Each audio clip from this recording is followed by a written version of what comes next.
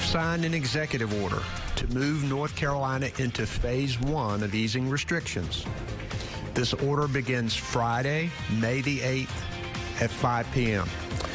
Governor Cooper today announcing that he is easing restrictions on the state's stay-at-home order. That's right. We are now moving into phase 1 of that reopening plan. And here's what this means. First, most businesses across the state can reopen.